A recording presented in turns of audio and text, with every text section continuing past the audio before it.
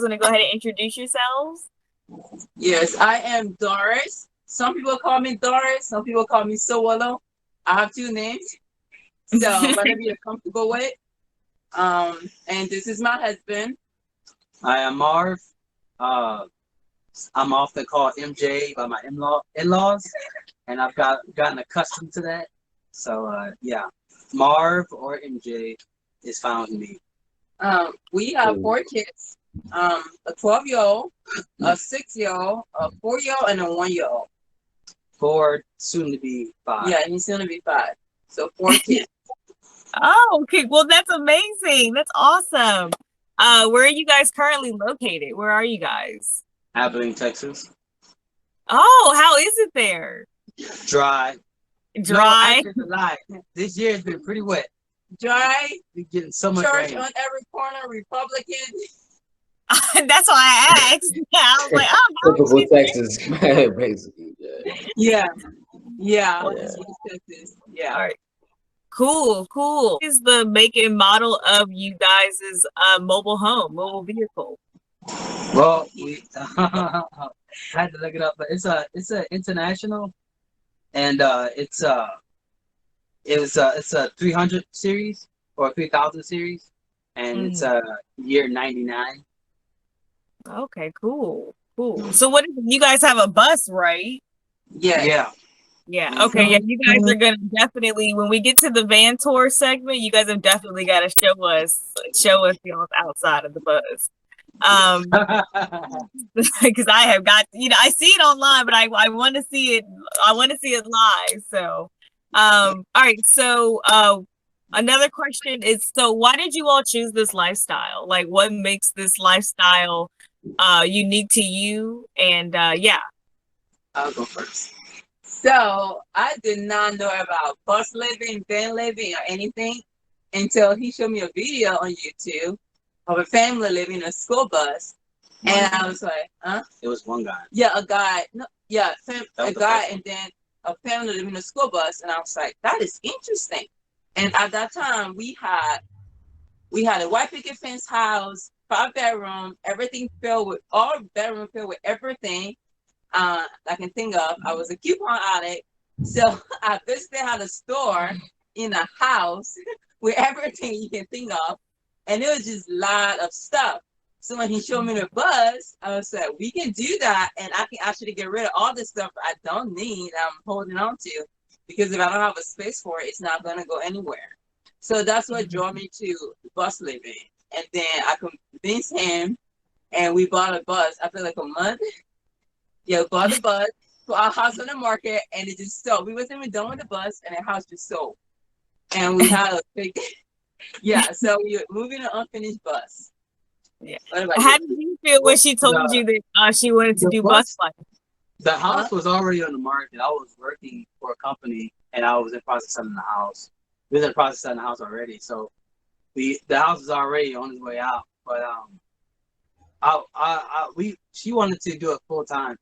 I actually brought it up for a part-time thing, like an RV, and then she decided maybe she was interested in maybe doing it full time. I was extremely hesitant, but I grew more warmer to it and everything like that. Now it's just more comfortable. Now that we got it more set up to where we want it to be. We've gone through a few different layouts already.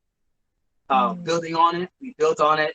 One layout, we redid his layouts, so that's nice. But I was already interested in doing one because I wanted an alternative to an RV because they're so expensive, and I wasn't trying to take on the second mortgage.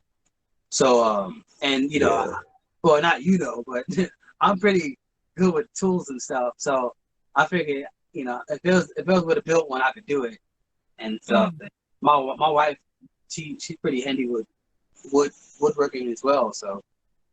So I was like, if it could be done, we could do it. And that's when she picked up the idea of doing it full time. And one of the reasons was to save money, Get out of debt. I have lots of student loan because, what everyone wants to do, go to high school and then go to college. It's really not a lot.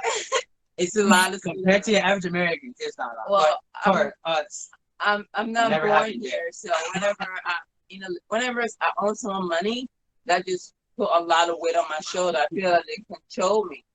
So I didn't want to be owning money to anyone. Debt, all this stuff. So when moving into the buzz, that was another way we can not have a mortgage. We can decrease our utility bills, all our rent or any kind of debt. We can reduce it by living in buzz, and it also help us minimize stuff and be peaceful instead of having all the clutter around us that we don't need. Definitely.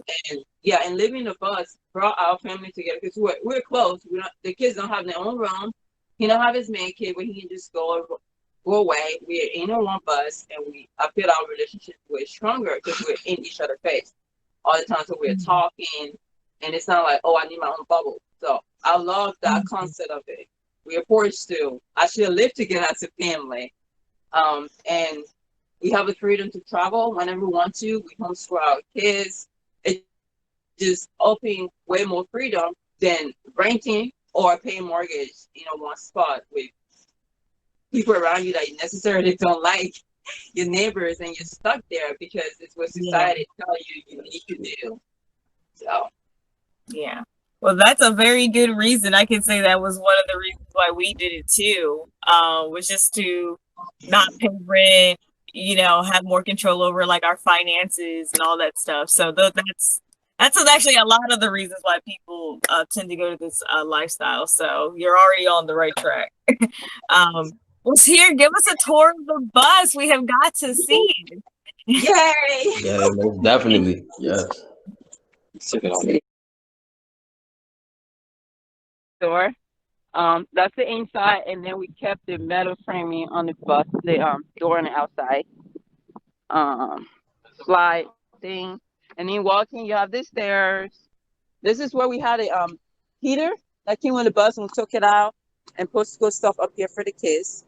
And then we just built a countertop over what is this called?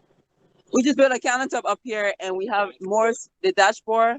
We have more school stuff right here because we're not done building a cabinet. More school stuff on the chair, and we still have the wiring haven't been set up yet. And this is just the front of the bus. And then on this side, we have a shoe rack that we built for shoes, and then water bottle because we drink a lot of water, and my husband loves guns, so. And then this is the inside of the bus. We have That's one dope. couch chair thing. It's long enough for me to sleep on here. It's like 72 long. And then up here we have stackable chairs that come down for the dining area. Sorry. And this table folds down. For whenever we're not using it for the dining area, it increases the space for the kids to play around on. My husband's gonna demonstrate. Yes. Okay. I'm not saying you're not good. I just love hearing my voice. I'm very conceited. But it just comes down and it opens the but we keep moving. This is my huge fridge. It's something I couldn't get rid of. You left the door open. Can you close it, please? Huge fridge because I needed a fridge this big because we cook everything at home and my kids eat. My husband eat like he's 5-person, so I had to have a fridge to store food. Hey, I understand, man. Yeah, he's like, when he's eating, I'm like, where's the food going? There's like nothing there. But then we rearranged everything. So we put the oven right here. Because the kitchen was previously in the middle of the bus, and when we do everything, the kitchen ended up being here. We have less space. But this is where the oven is. This is going to be the sink, and it's going to go right here in this little corner. And that's what we need for a kitchen: a refrigerator, sink, and an oven. So we don't need that much space. And this is big enough for us to cook. And then we'll have like storage all the way around because we raised the bus to 14 inches. We raised the bus. I think 1 3/4 feet. Yeah. The goal was to get to 2 feet, but we got scared because we were in West Texas and it was windy. We're in West Texas and the wind was it was like 20 miles per hour or something like that. Yeah, that day it was terrible. Yeah. So the bus top was like Dang, man. moving up and down, and was like, "Oh I Lord!" took a bunch of safety precautions. Too, Yeah. but I was just, Dang, yo. I'm not going to continue. Actually, one side is I think like Little bit maybe lower. 5% lower than the other side, just because I was like, screw it, let's just bolt this up and weld it and stuff. I didn't even weld that day. I just bolted. Yeah. I bolted what I could, and I left it because I didn't want to weld and have sparks blowing back at me. Yeah, it was windy. We choose the wrong day, and we're just like, nope, the 14th. We chose the right day. The wind, Yeah. the weather changed. Yeah, but when we're moving, everything is on one side of the bus. This is our bedroom area, my husband and I, and Ooh, it's that's lovely. level. Yeah, Well, eventually we're all That's finished nice. shit where we have a wall. Yeah. We have a wall, half wall, and a sliding door. yeah, it's working right now. We can sleep. That's all that matter right now. Yep. And then on the bottom, we have a washer and dryer combo set. And then when we're Oh, done that's with dope. this, yeah, this will be like our closet area. In the back will be the battery or water tank. We haven't decided yet. So, and then we move on this side. We have our bathroom set up. It's not done yet because we haven't done the floor, but we have a tub in there that I can sit in. I'm 5'8" and I can sit in with my feet out. And it's a huge tub. Wow. Yeah, I'm Wow. 5'8". Yeah, so it's just like regular farm tub, A stock tank. stock tank That's that I just pin it up. That's like a feeding tank or a watering tank for livestock. And we all have natural hair, so each person has their own basket for different hair products. And then this is the towel rack, and we have nature hair, not nature hair, Airhead. and her compost toilet. We had a homemade one, but our 5-year-old keep crying because it was dark in there, so we had to spend No, money. it wasn't just money. that. They kept clogging up the toilet. But Yeah, they kept stuffing stuff in the thing, so it was driving me nuts, and I couldn't keep fixing it. So we did this. so this is the kids area. They have the biggest part of the bus just because we want to give them space when it's raining outside. They can play in here. So yeah, so we Right. give them the big part of the bus. And with the new baby, because our 1 year was a surprise, it's one of the reasons we switched everything around. So we needed a space for him too. So when we're done, this is gonna be like a chalkboard, and a toy is gonna go up here. But this is the 1-year-old bed area. All the kids' clothes are stuff are in here, Yeah. basically. Oh, that's And awesome. Oh, that's but the cool. 1-year-olds, but the 1-year-olds, cause I didn't want to flip it all the way up. It's all unorganized. Yeah, it's But fine. yeah, anyway, so the kids' clothes, we got these struts here, or these hydraulic lifts to help stay up. And then probably come wintertime, Mm-hmm. I'm gonna add another one on the other side, on each side. That way it can accommodate more weight. Cause these kids are like my wife, they like to have thick blankets. Even if the heater's on, It's they'll a sweat comfort all thing. night. So That's how being that stay it's gonna be skinny all those by thick sweating. blankets, it's probably gonna be a lot heavier. And right now, if I just tap on it, it goes down. So I'm probably gonna add two more to each bed. That way it can accommodate the extra weight. But each child has that in their beds. But the 1-year-old has these sliding out because he doesn't have anything here. We had a face plate for them, but my wife was remodeling something and she took them off. Yeah. So whenever she finished doing that, then that'll be finished. But yeah, so the drawers come out, diapers and clothes for the 1-year-old Cloth diaper. and stuff. Yeah, cloth diapers. So we have the 1-year-old, the 4-year-old, and then our 6-year-old daughters up there. Yep. And then across above the window, that's where the 12-year-old sleeps. And then I just have my printer Oh, that's a here. little loft area. Yeah, that's Yeah. amazing. And then we have a cat. That's where the cat never sleeps here. Yeah. He sleeps Oh, under they the got a cat. tub. I Yeah, love we have a that. cat. We had a dog, but he got stolen. Yeah, the cat just coming here to Oh. eat, just because the outside is a huge lane, so he just stay there and he never uses that. And they'll have a little seating area for them, and this just come off, so it's not permanent. Yeah, it come off for just him, comes off up there. and they have their own AC unit and mini split in here as well, that we can keep it cool. But that's all about the inside the bus. Oh, we have this roof. What is this called? Sunroof. Skylight that my 12-year-old built. Oh, you got a. Yeah, it comes from the back. It's split a bathroom and a kids room, and she built that by herself. And I'm so proud. So I tell everyone. It's still locked. That's nice. But she did an awesome job. Yeah.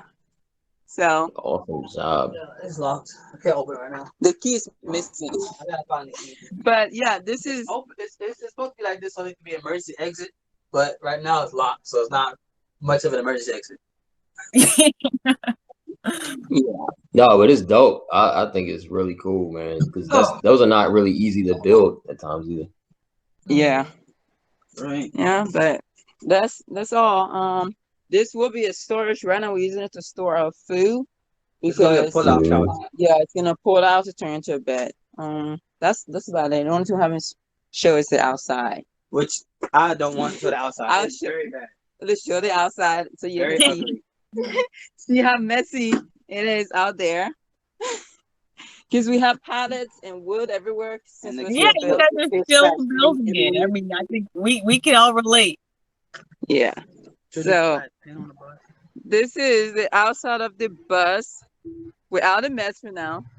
And we have a clothesline because I don't like using my electricity to dry clothes when it's sun outside, and this is the outside. Ooh, Wow, you got space. nice. That's cool. Yeah, we have space. It's like too much space. Sometimes I'm like, where did the kids go? Yeah, it's like we just let them be themselves. They put a pin all over. We had to reroute the intake for where the kids' beds were because the intake was going straight up. So I had to reroute that out this way. I had to buy that and weld that. And this is the outdoor part of the mini split. One of the mini split. The kids. A lot of space in the bus, man. It's crazy how much stuff you can like do with buses. Like it's really, you can definitely make them into a comfortable home. It's like y'all have plenty of space to, you know, do whatever you need to do and get things done. The washing machine in the bus was super dope, man. Cause I don't see that all the time, man. Like that was cool. That's a requirement. That was Yeah. a highlight for me. That was Yeah, that was one of my Yeah. requirements for the bus. My wife cannot do public laundromats. I have a phobia of public laundry. I don't know what it is, but I didn't grow up. I I grew up understand. in a house where I had everything. You know, I grew up somewhat middle class, and you know, I didn't really go without. So, I mean, but even I was like, I'm okay with using the laundromat. I've been to them, I've used them before, but my wife was not having it, so it's I just had to make it work. I had to get it in here. it's just the thing. what are some I other feel you. adjustments? What are some other adjustments you guys had to make since moving into the bus from like a big house like you guys had? I miss having my man cave. I really do. You My missed the man children, cave. like my wife was talking about the whole living together stuff. That's a double-edged sword, it really is. Wow. So like I love spending time with my children, but you know, at some point they can just make you crazy, and you got to get away from them, and it's hard to do it right Yeah, now. well, I go outside. because we've gotten questions about how, you know, as a couple, we live in a van together and still like have privacy. So what are some things that you guys do when like you need your space? Well, yeah, yeah, basically turn the washing machine, put it on dry, so it makes, because like this one's used, and so it's a combo washer. It dries and washes at the same time, but we never use the dry function usually. But when we do use the drying function, it'll make like loud ink, ink, ink sounds, and it basically like cancels out any noises that we make. So, but yeah, that's another reason why we're trying to get the wall up there, because sometimes children have to walk past because they wake up from nightmares and stuff. It is not fun trying to hide under sheets at, you know, in the middle, something like that. Yeah. So, but yeah, eventually get the wall up and the sliding door. That way we'll have that, and then we're gonna do that for the bathroom as well. Because right now, we just have this thing right now where we all announce when we're going to the bathroom, so there's no door there right now. That way everyone knows not to walk past. But we'll have a wall there. I was selling for a curtain, but my wife wants the door, and you know, whenever we get that door up, that's whenever we have that. But And the other way we try to get a couple time in is since the kids have their own space back there, me and my husband stay up here and we tell them to stay in the back.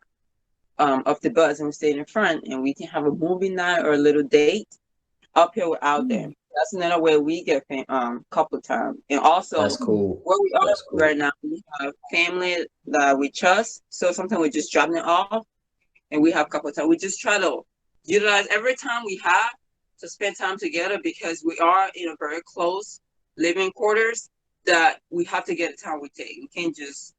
We just have to use whatever time we have to spend time together without the kids there. So I try to use my in-laws as much as I possibly can, because they're a valuable resource. but if you don't have a family, Yeah, family. just have a play. If you have a place for the kids to be and put a TV wherever they are, the TV can be out loud in there and they won't hear y'all, they won't interrupt y'all. Especially it give you like 30 minutes before a kid come and ask you, especially before kids come and ask you for something. I like to tell them to go outside. So Go outside, go play something. So for 30 minutes, you don't have to deal with them. You can not deal with them. I'm not trying to push it away, but get a break. And then if you have outside space, Right. go outside and you watch them. Usually when the weather is accommodating. Yeah. In West Texas, we do have a lot of hot weather. Yeah, and then rainy. But with them having a space back there, it does give us some time to be by ourselves together. And how are the kids liking it? That's what's up. Have you had to make any adjustments with the kids? Being, especially like when it comes to like school and stuff like that. Like, what are some things you've had to change on that part?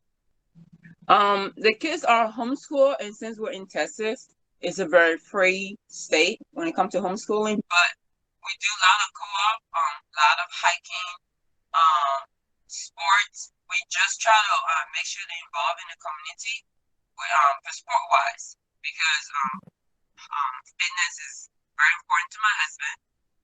God bless me with skin and body, because I'm lazy, so but it's very important to him. So we just get the kids involved in that for several reasons. We get the kids involved in that, and the co-op, and all the schoolwork is up here. We're not very traditional per se when it comes to school stuff.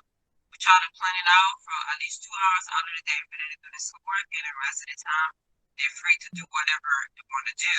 Either work around, like my 12-year-old, she's about to start a business, but she finally get off the ground. But she has a lot of time to actually work on that instead of going to school for 8 hours a day and then only seeing us for like 2 hours.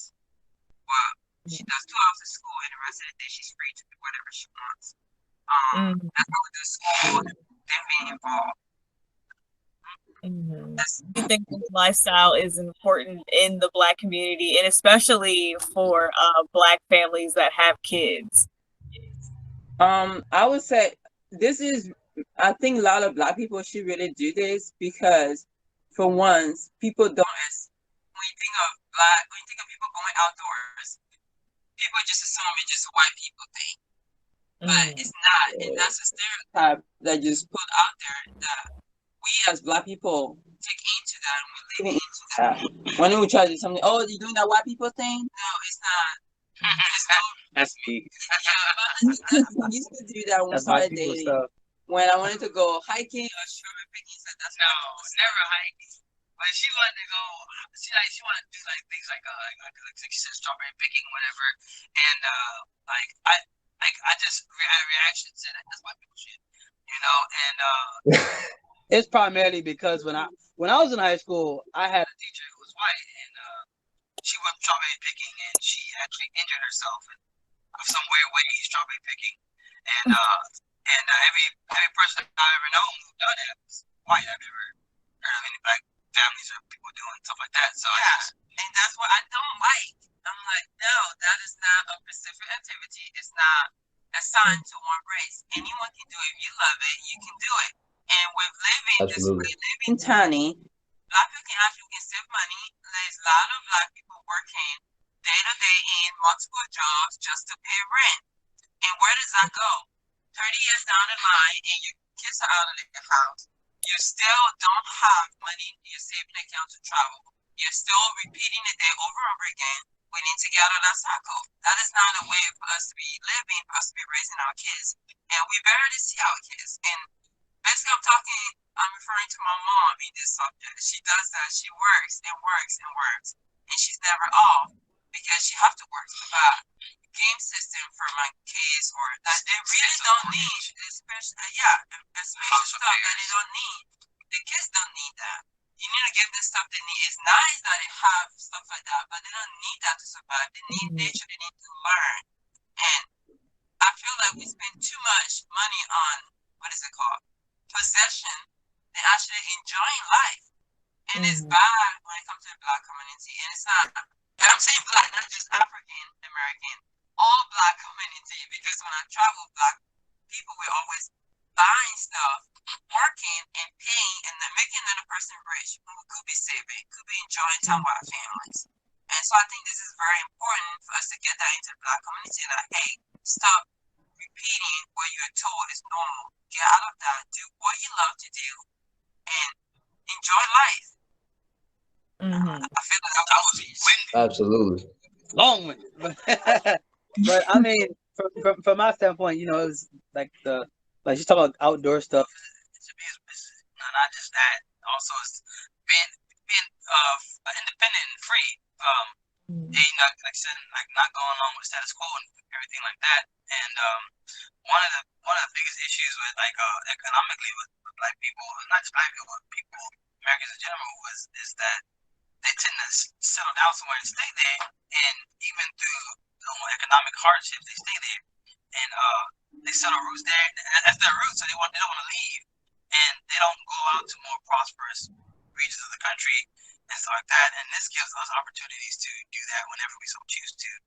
If when I used to work on aircrafts in the Air Force, and I used to get job opportunities in Virginia, West Virginia, and stuff like that. And I'm like, oh, I'm not going all the way out there. I can't just sell my house and go out there, and with them not offering any kind of financial, incentives to help me sell my house or anything.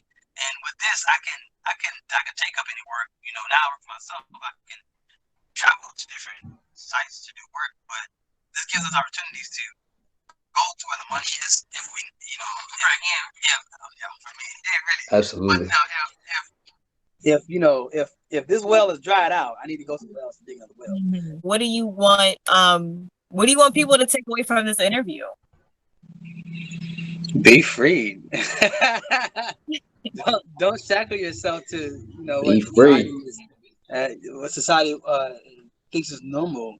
This whole issue, this whole thing was what's normal and what's acceptable socially cripples people and shackles people. And I mean, there's nothing against having a house. I mean, I like having my house. This is my house. I'm just having a nice big old room too. But but it's really not terrible. It's really not terrible living in this bus, and it gives us so much freedom to go and do, go to and fro and do what we want whenever we want usually. So we're really not constrained on time and money with this bus. So it helps free up a lot of stuff for us. Yeah, for me is what I want you to take away from this interview is be the weird one. Be the weird one. Move into the bus. Do something that people around you are going to question, why are you doing that? Do what's going to make you happy. Don't try to make another people happy, because at the end of the day, it's you. You're doing you, not anyone else.